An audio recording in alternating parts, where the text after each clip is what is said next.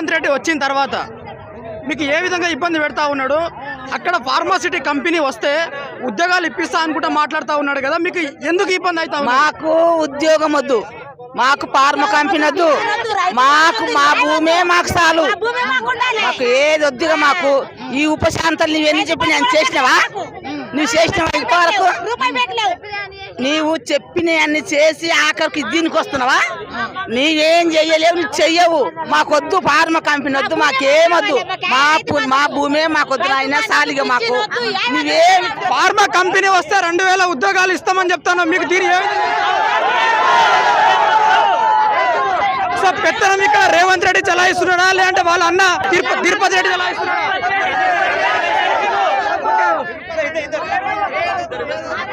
So మొత్తానికి మీకు 2000 ఉద్యోగాలు వద్దు, ఫార్మా కంపెనీలు వద్దు అంటున్నారు.